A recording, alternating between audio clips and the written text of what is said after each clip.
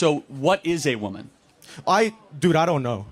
That one's hard. I know that's your line, and I think that's hard to say, man. I don't know. But what do you think is a woman? Well, a woman is an adult female with XX chromosomes. It's not difficult, right? I disagree. I don't think so. But if you disagree, why? But then what is your alternative? Oh, I don't know. So you disagree without an alternative? Yeah. Yeah. Okay. Well, I mean, I think that's a fair thing to say. But you disagree, but you must have some opinion. What is your opinion of what a woman is? I really don't know. I think it's a gender. I think it's a gender more than a sex. I think sex is female, and then woman is like gender. Yeah.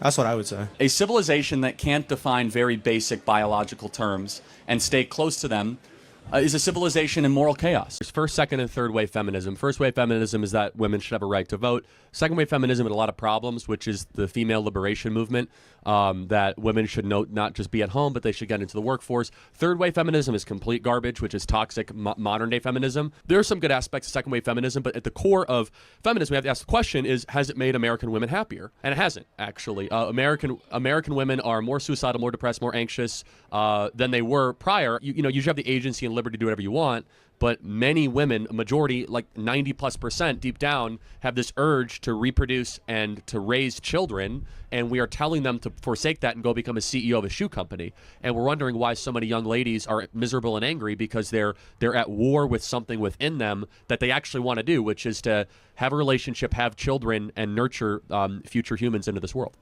Why can you not respect the existence of trans people? If you mean lying, I won't lie. But every human being is made in the image of God, and so they deserve human rights. I'm confused. It is a lie to call somebody a sex, they prefer. to call them a pronoun that is not rooted in reality. Let me ask you, can anyone become a woman? It doesn't have anything to do with me, so yes. Okay, if a biological man came next to you in your dormitory or locker room, would you be okay with that? If they came next to me. And started changing next to you?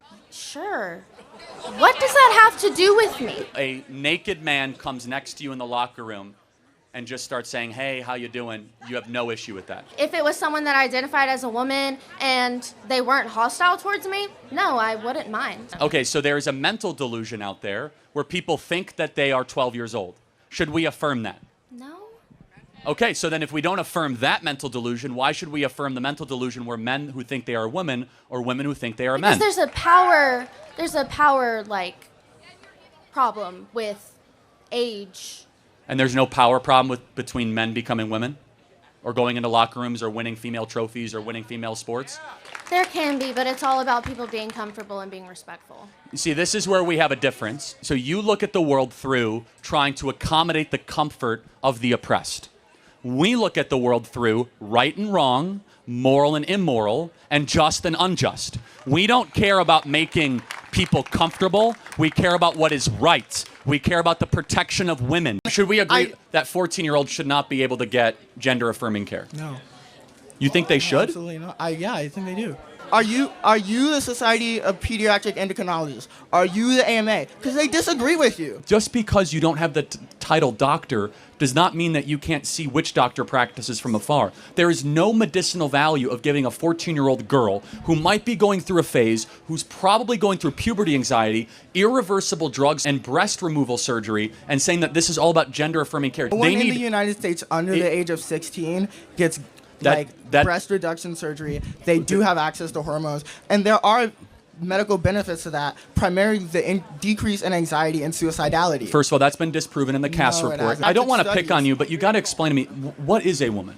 I think it's anyone who identifies as a woman. No, but then what is the term? It's like saying a tree is a thing that is a tree. That's circular reasoning. I think it's literally just that. I don't think it has to be that deep. That's not okay, how would you define it then?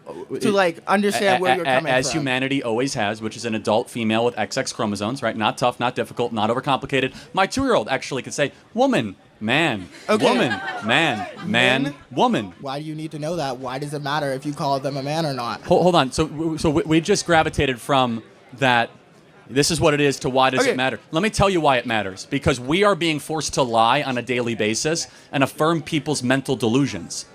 And we refuse to lie. You would agree it's never right to murder just because a baby is going to be in a poor family, right? No, I wanted to know if that child is going to suffer when it is born. How many of you guys grew up in poverty? Was your life nothing but suffering? Are you glad your mom chose life? Okay, but I'm curious though, morally, if you know a baby's going to be born in a poor circumstance, is it okay to kill the baby? No. Okay, that's my position. Okay. And so we should do everything we can to help babies and help families, and we do. There's 2 million people that want to adopt children right now. But let me ask you a question. If a woman is here and she says she's pregnant, what does she say she has in her? A baby. And I'm not disagreeing with you that what's inside of her is like alive, but then why is it okay to kill it if it's alive? Because if it's going to have worse circumstances in, like, when it's born. But no, you don't believe that. You don't believe that's morally applicable. For example, if I have a 2-year-old and I lose my job, should I be able to kill my 2-year-old? No. Why? Because for...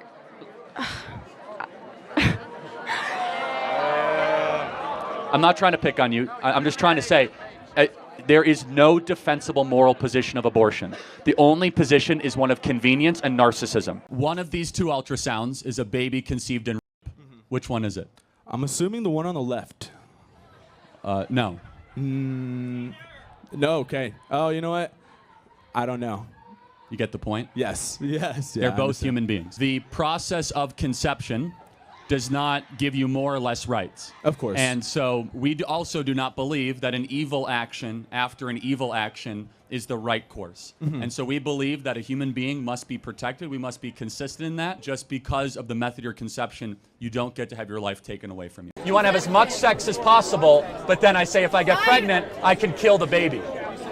That's really dark. It's not killing the baby. What? Killing what? It's a clump of cells. You're a clump of cells. I'm a clump of cells. Animals are We're clumps all of clumps of cells. Most colleges in the West, they've gone away from places of inquiry and appreciation of what is good and what is beautiful and into this incessant oppression Olympics of trying to deconstruct the core canon that is our birth certificate. If you want to go to college, that's fine. But in our country, 40% of kids that enter college do not graduate. The kids that do graduate, half of them end up getting jobs that do not require any sort of college degree. There are all these made-up degrees. In America, I know it's different than the experience you might be having here. Your tutoring system here is objectively great. I'm glad you guys have it. The class sizes in America are 400 to 500 students, sometimes per introductory course, to go hundreds of thousands of dollars into debt, study things that don't matter, to find jobs that do not exist. Far too often, colleges create ungrateful, pessimistic, and nihilistic revolutionaries that want to tear down what was before and instead have no alternative to build the future, and the West is suffering because of it. Hey, this guy just lies. Hey, no. He's a liar. So, okay. He can't debate. He just lies. Okay, so let's just What, you calm don't down like a little freedom bit. of speech? Well, I mean, you could say whatever you want if you want to make a fool of yourself, but we do have like 10-year-olds here and 11-year-olds, so can we have some decency? Whatever. Okay, you don't care. You're a typical leftist because you only care about yourself, Who said I was not a about the leftist? other people. Who said I was a leftist? Well, it's very clear by how you're acting. Do you even graduate college? You know, no. you know In this fact, guy didn't graduate college? I didn't go to college. I've been able to be pretty successful You did without not a 4-year graduate degree. college. Yeah, I did not go to You're college. going to come to a college and act like you know So better are than we everybody? gonna debate resumes or ideas? Ideas. Most college degrees are meaningless, and most of you guys are being totally scammed by being here. No. Now, let me further complete the point. So getting Let educated me- is a scam. First of all, it's not always an education, and you are perfect evidence that you haven't really been educated. You are hyper hostile. You have no humility. You have very little wisdom about how the world works, and you come and you want so badly to be recognized and noticed, you came with your own bullhorn to cut in line someone who patiently waited to ask the first question. What have you actually learned at this institution except that you're the center of the world and everyone must listen to you? You go to countries, or you go to campuses and agitate people for like this exact scenario. I sit here and ask questions. You're the agitator, you not say, me. Prove me wrong. Yeah, correct. The students want another question, and I do agree with them because you embody the worst of this generation. Are you looking in the mirror? I do look in the mirror. You know what I see? I see a sinner that wouldn't act the way you do. You're not going to get gun deaths to zero. It will not happen. Right. You can significantly reduce them through having more fathers in the home, by having more armed guards in front of schools.